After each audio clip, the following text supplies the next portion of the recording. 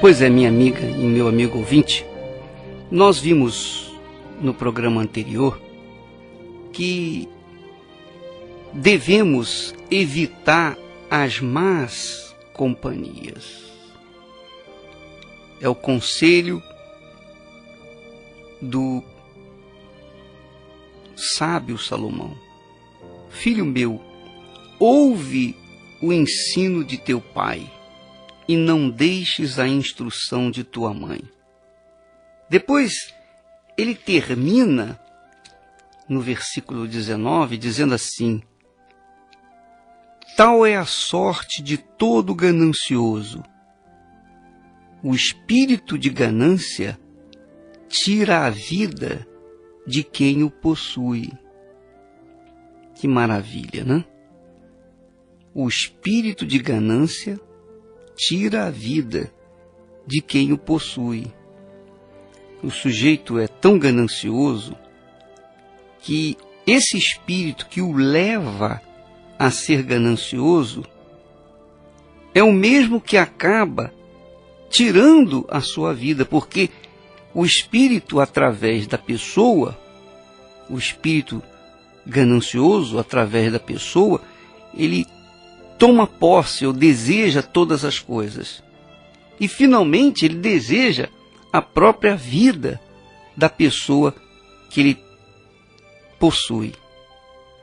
Então, quando nós vemos aqueles políticos corruptos se manifestarem, aqueles que se levam, ou que às vezes nem é político, mas é corrupto, às vezes a pessoa se enriquece, ganha mundos e fundos, constrói uma riqueza incalculável por causa da ganância, mas sobre essa riqueza, ou melhor, a riqueza está sobre base podre, porque foi construída na base da opressão, na base da ganância, na base da injustiça, na base do roubo, na base de até mortes.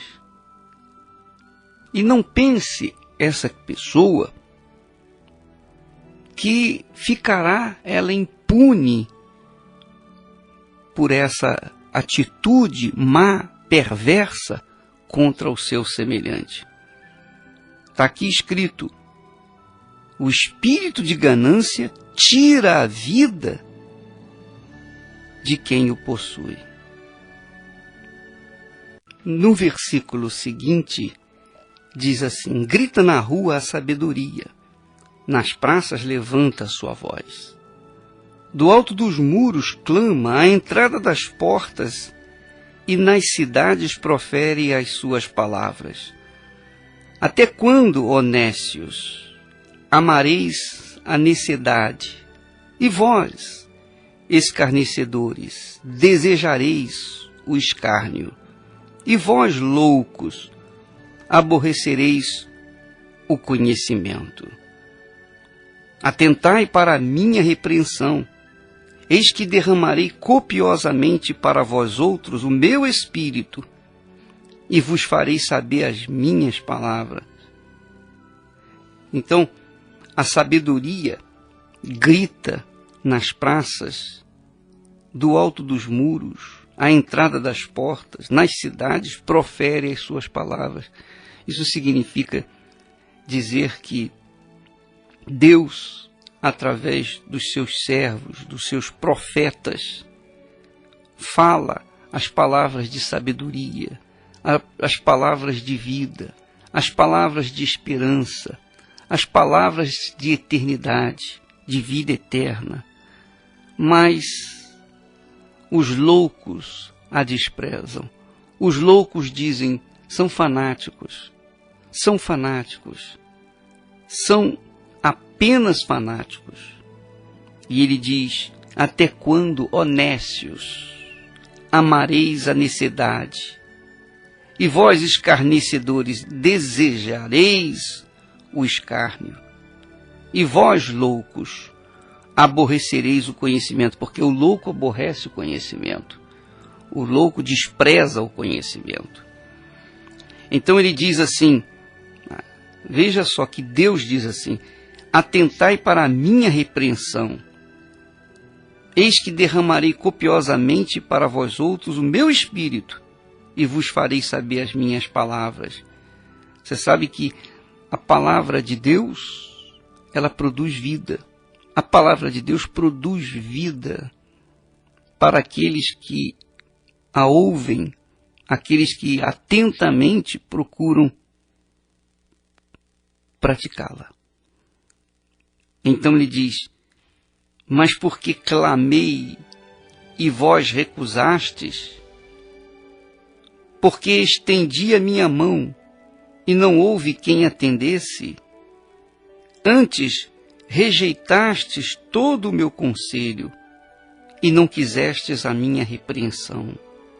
Também eu me rirei na vossa desventura, e em vindo o vosso terror, eu zombarei. Quer dizer, Deus, ele mostra claramente o seu grande desejo em salvar, como o pai que chama o filho e diz: meu filho, esse caminho que você está seguindo é errado. Você não deve andar com essas companhias. Essa pessoa não é certa, não é boa para você. É igual o casamento, né? Às vezes a pessoa casa com uma pessoa, com uma outra pessoa, e acha que é uma maravilha, que se amam e que vai dar tudo certo, tem esperança de dar certo. Mas com o conviver do dia a dia, o dia a dia, o cotidiano, então verifica-se que há uma completa distorção entre pensamentos e atitudes. E aí começam os conflitos, as brigas, e aí vem a separação. Assim também é um amigo ou uma amiga que não tem a fé, os princípios divinos, os princípios cristãos, não tem reverência, não tem respeito, não tem temor no coração para com Deus. Essas pessoas acabam desencaminhando aqueles que têm no coração ainda um fio de esperança, de servir, de até servir a Deus. Então, o certo é evitar essas pessoas que não têm a mesma fé, que não têm o mesmo objetivo.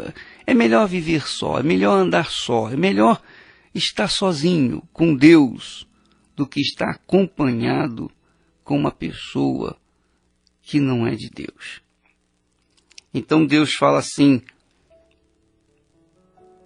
rejeitastes o meu conselho, não quisestes a minha repreensão. Também eu me rirei na vossa desventura, e em vindo o vosso terror, eu zombarei. Em vindo o vosso terror como a tempestade, em vindo a vossa perdição como redemoinho, quando vos chegar o aperto e a angústia, então me invocarão, mas eu não responderei. Procurar-me-ão, porém não me hão de achar, porquanto aborreceram o conhecimento e não preferiram o temor do Senhor. Não quiseram o meu conselho e desprezaram toda a minha repreensão. Portanto, comerão do fruto do seu procedimento e dos seus próprios conselhos se fartarão.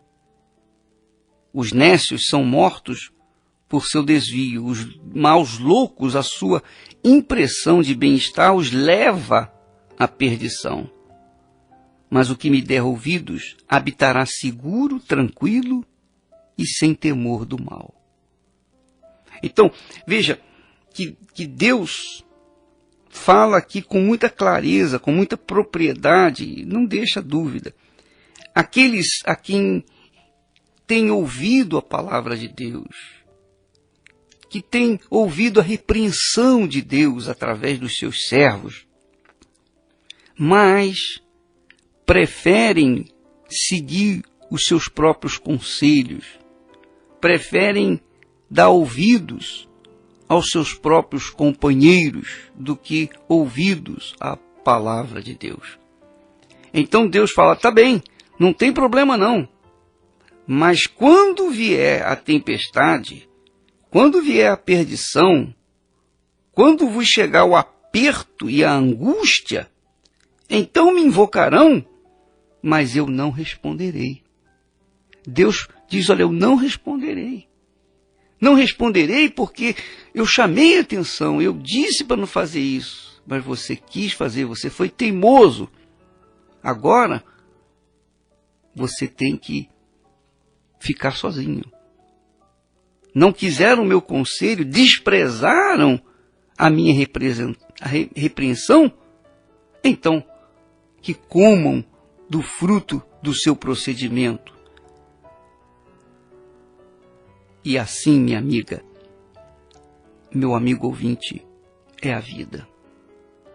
Nós colhemos hoje o que plantamos ontem, colheremos amanhã o que estamos plantando hoje. Se nos rebelamos contra os conselhos de Deus, se tampamos nossos ouvidos à palavra de Deus, na hora da angústia, na hora do terror, o terror noturno, a tempestade, não teremos a quem invocar. Se invocarmos, ele não responderá. Por quê? Porque ele avisou, ele mostrou o caminho da salvação. A verdade é que, naturalmente, esse texto está mais para aqueles que são evangélicos, aqueles que conhecem a palavra de Deus, aqueles que estão dentro da igreja, estão enquadrados dentro do conhecimento da palavra de Deus, conhecem a palavra de Deus, mas não dão ouvidos a ela, não dão atenção para ela. E chega o momento da dor, da tempestade, chega o momento da dificuldade, então não tem um apoio. Parece que o chão se abre e cai. Essa é a verdade. Não se pode brincar com Deus, minha amiga e meu amigo ouvinte. Não se pode brincar com Deus. Não se pode brincar com as coisas de Deus. Não se pode brincar com a fé, porque ela é instrumento de salvação, é instrumento de luta, é um instrumento de vitória, de guerra. É como uma arma de fogo. Você não deixa uma arma de fogo à solta perto da criança ou de criança. Por quê? Porque a criança pode brincar, pegá-la e brincar com ela e acabar se matando ou ferindo outras pessoas. Não se pode brincar com a fé, não se pode brincar com as coisas de Deus. Há que se ter o temor no coração e fugir do mal. Não apenas fugir das más companhias, fugir do mal, fugir de todo o mal, especialmente no que diz respeito àquilo que contraria a palavra de Deus. Ele diz assim: os nécios são mortos por seu desvio. Os loucos, a sua impressão de bem-estar os leva à perdição.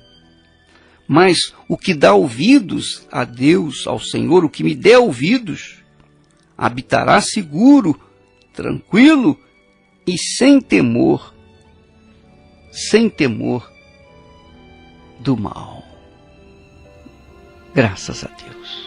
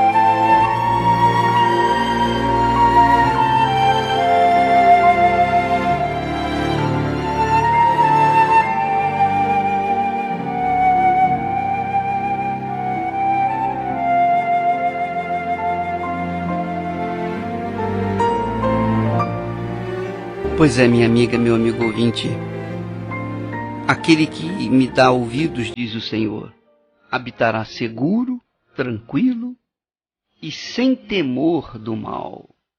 Sem temor do mal. Puxa vida, que coisa gloriosa. Como é grandioso, ou melhor, como é grandiosa a promessa de Deus para aqueles que dão ouvidos a Ele. Mas, infelizmente, os loucos desprezam o conhecimento.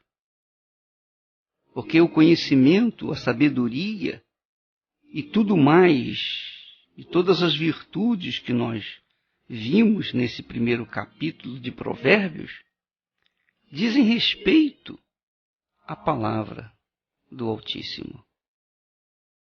Amanhã estaremos voltando a esse assunto, ao capítulo 2 de Provérbios. Convido seus amigos, seus conhecidos, para que possam meditar conosco nessas palavras tão preciosas. Provérbios, amanhã, capítulo 2.